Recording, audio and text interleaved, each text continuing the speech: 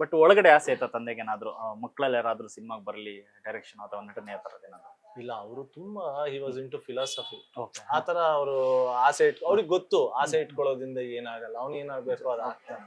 So ಅವ್ನ್ ಏನ್ ಆಗ್ಬೇಕು ಅದಕ್ಕೆ ನಾನು ಏನ್ ಮಾಡ್ಬೇಕು ಆತರ ಥಾಟ್ ಪ್ರೋಸೆಸ್ ಇತ್ತು ಅವ್ರದ್ದು. ಯಾವತ್ತು ಒಂದ್ರ ಮೇಲೆ ಆಸೆ ಇಟ್ಕೊಳ್ಳೋದು, ಇದು ಹಿಂಗೆ ಆಗ್ಬೇಕು ಅಂತ ಅನ್ಕೊಳ್ಳೋದು, ಆ ಥಾಟ್ ಪ್ರೋಸೆಸ್ ಇಲ್ವೇ ಇಲ್ಲ. ಸರ್, ತಂದೆಗೆ ಸಿಕ್ಕಂತ ಸಕ್ಸಸ್ ಬೇರೆ ನಿರ್ದೇಶಕರಿಗೆ ಸಿಕ್ಕಿದ್ರೆ ಈಗ ಬೇರೆ ಮಟ್ಟದಲ್ಲಿ ಇರ್ತಾರೆ ಅಂದ್ರೆ ಇನ್ನು ಫಿಲಾಸಫಿ ಐಡಿಯಾಲಜಿ ಅಂತ ಕೇಳಿದೆ. ಸೊ ಹಿಂಗಾದ್ರೂ ಬದುಕಬಹುದಾಗಿತ್ತು ಅದ್ಭುತವಾಗಿ. ಸೊ ಅದೆಲ್ಲೂ ಮೀರಿ ನಂದೊಂದು ಇಷ್ಟು ಜಾಗ ನಾನು ಹಿಂಗೆ ಬದುಕಬೇಕು ಅಂತ ಒಂದು ಸ್ಟ್ರಿಕ್ಟ್ ಆಗಿ ಅದಕ್ಕೆ ಕಟ್ಟು ಬಿದ್ದು ಬದುಕೋದಿದ್ದಲ್ಲಿ ಎಷ್ಟು ಕಷ್ಟ ಇರ್ತದೆ ಅಂತ? ಇಲ್ಲ, ಅವರು ಅವರ ಪ್ರಕಾರ ಎಲ್ಲರಿಗಿಂತ ಅದ್ಭುತವಾಗೇ ಬದುಕಿದ್ದಾರೆ. ಅದ್ಭುತವಾಗಿ ನೀವ್ ಹೆಂಗ್ ಡಿಫೈನ್ ಮಾಡ್ತೀರಾ? ಒಂದು ಕಾರ್ ಇಟ್ಕೊಂಡ್ರೆ ಅದ್ಭುತ, ಒಂದು ಬಂಗ್ಲೆ ಇಟ್ಕೊಂಡ್ರೆ ಅದ್ಭುತ, ಅದು ಒಂದ್ ಸೆಟ್ ಆಫ್ ಜನಕ್ಕಿರ್ಬೋದು. ಕರೆಕ್ಟ್. ಅವ್ರ ಥಾಟ್ ಆಫ್ ಥಿಂಕಿಂಗ್ ನನ್ಗೆ ಇಷ್ಟು ಈ ಮನೆ ಇದೆ, ಇದೇ ಅದ್ಭುತ, ಏನ್ ಕಾರ್ ಇದೆ ಅದೇ ಅದ್ಭುತ. ಆಸೆಗಳು ಅಥವಾ ಸ್ಯಾಟಿಸ್ಫ್ಯಾಕ್ಷನ್ ಅದಕ್ಕೊಂದು ಇದಿಲ್ಲ, ಎಂಡ್ ಅಂತ ಇಲ್ಲ. ನಿಮ್ಗೆ ಕಾರ್ ಸಿಕ್ಕಿದ್ಮೇಲೆ ಇನ್ನು ದೊಡ್ಡ SUV ಬೇಕು ಅನ್ಸುತ್ತೆ, SUV ಸಿಕ್ಕಿದ್ಮೇಲೆ ನನ್ಗೊಂದು ಪ್ರೈವೇಟ್ ಜೆಟ್ ಇದಿದ್ರೆ ಬೇಕು ಅನ್ಸುತ್ತೆ, ಅದಾದ್ಮೇಲೆ ಇಲ್ಲ ನನ್ಗೊಂದು ದೊಡ್ಡ ವಿಮಾನನೇ ಬೇಕು ಅನ್ಸುತ್ತೆ. ಸೊ ಅದಕ್ಕೊಂದು ಮಿತಿ ಇಲ್ಲ. ಸೊ ಅವ್ರು ಯಾವತ್ತೂ ಇದನ್ನ ನಮ್ದವ್ರಲ್ಲ. ಅವ್ರಲ್ಲಿ ಏನಿತ್ತು ಅದ್ರಲ್ಲಿ ಅವ್ರು ತುಂಬಾ ಖುಷಿಯಾಗಿದ್ರು, ತುಂಬಾ ಅದ್ಭುತವಾಗಿದ್ರು. ಅವ್ರು ಇದ್ದಿದ್ದು ಇದೇ ಬೇರೆ. ಅದು ಒಂದು ಈ ಯೋಗಿಗಳಿಗೆ ಸಿಗುತ್ತೆ. ನಾನು ಅದ್ರ ಬಗ್ಗೆ ಈಗ ಒಂಚೂರು ಏನೋ ತಿಳ್ಕೊಂತ ಇದೀನಿ ಅಷ್ಟೇ, ಬಿಟ್ರೆ ನನ್ಗೆ ಅದು ಸಿಗಲ್ಲ. ಅವ್ರಿಗೆ ಅದೊಂದು ಬೆಳಕು ಕಾಣೋದು ಅಂತ ಹೇಳ್ತಾರೆ. ಅದು ಕಂಡ್ಮೇಲೆ ಅವ್ರಿಗೆ ಇಲ್ಲಿ ಸುತ್ತಮುತ್ತ ಇರೋದು ಯಾವ್ದು ರುಚಿಸಲ್ಲ, ಯಾವ್ದು ಸ್ಯಾಟಿಸ್ಫ್ಯಾಕ್ಷನ್ ಕೊಡಲ್ಲ, ಅವ್ರಿಗೆ ಅದೊಂದೇ. ಸೊ ಆತರ ಅಪ್ಪ ಅವ್ರದೇ ಆದ ಒಂದು ವರ್ಲ್ಡ್ ಅಲ್ಲಿ ಇದ್ರು.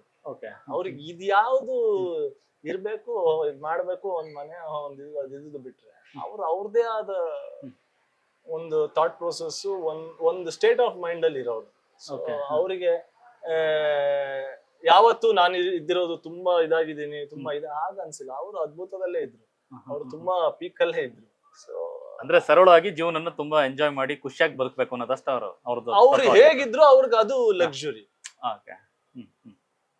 ನಿಮಗೆ ಒಂದು ವಾಚ್, ಬೈಕು, ಅದು ಇದು ಕಾರು ಇದು ಎಲ್ಲ ಮಾಡ್ಕೊಂಡಿದ್ರೆ ಒಂದು ಲಕ್ಸುರಿ. ಅವ್ರಿಗೆ ನನ್ ಥಾಟ್ ಪ್ರೋಸೆಸ್ ಅಲ್ಲಿ ನಾನು ಖುಷಿಯಾಗಿ ನಂದೇನೋ ಒಂದು ಇದೆ ಅದನ್ನ ಮಾಡೋದೇ ಲಕ್ಸುರಿ. ಸೊ ಅವ್ರು ಆ ಲಕ್ಸುರಿಲಿ ಇದ್ರು. ಅದನ್ನ ನೀವು ಒಬ್ರ ಐಡಿಯಾಲಜಿಯಿಂದ ಇನ್ನೊಬ್ರ ಐಡಿಯಾಲಜಿನ ಇದು ಮಾಡೋದಕ್ಕಾಗಲ್ಲ, ಕಂಪೇರ್ ಮಾಡ್ಬಿಟ್ಟು ಹೇಳೋದಕ್ಕಾಗಲ್ಲ. ಸೊ ಆತರ. ಸೊ ಈ ಫಿಲಾಸಫಿ ಅಂತ ಬರೋದಾದ್ರೆ ಯಾರ ಆರಾಧಕರಾಗಿದ್ರು ಮೀನ್ಸ್ ಅಂದ್ರೆ ಅವರ ಒಂದು ಐಡಿಯಾಲಜಿ, ಅವರ ಪುಸ್ತಕಗಳನ್ನ ಓದೋ ಮತ್ತೊಂದು ಯಾರನ್ನ ಇಷ್ಟಪಡ್ತಾರೆ? ಇಲ್ಲ, ನಾನು ಆತರ ಅವ್ರು ಒಂದೇ ಐಡಿಯಾಲಜಿ ಇದನ್ನ ನೋಡಿಲ್ಲ, ಆಧ್ಯಾತ್ಮ ಇದನ್ನ ನೋಡಿಲ್ಲ. ಅದಕ್ಕೆ ನೀವು ನನ್ಗೂನು ಏನಾರೋ ಈ ಸಿನಿಮಾ ಬಗ್ಗೆ ಅಥವಾ ಏನಾದ್ರ ಬಗ್ಗೆ ಏನಾರ ಕೇಳಿದಾಗ ನಾನ್ ಬೆಳೆದಿದ್ದು ಹಂಗೆ. ಅವ್ರು ಎಲ್ಲದ್ರಲ್ಲೂ ಏನೋ ಒಂದು ಪಾಸಿಟಿವಿಟಿನ ತಗೊಳ್ಳೋರು. ಕರೆಕ್ಟ್.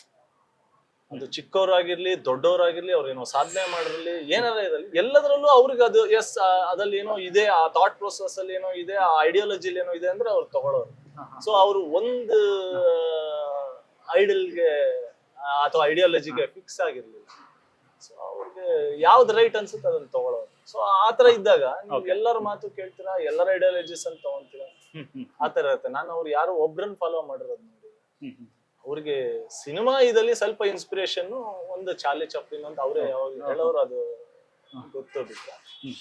ಅದು ಬಿಟ್ರೆ ಯಾವ್ದು ಒಬ್ರು ಸಿಂಗಲ್ ಪರ್ಸನ್ಗೆ ಇವ್ರು ನನಗೆ ಒಂದು ಇದು ಅಂತ ಯಾವತ್ತೂ ಹೇಳ್ತಾರಲ್ಲ.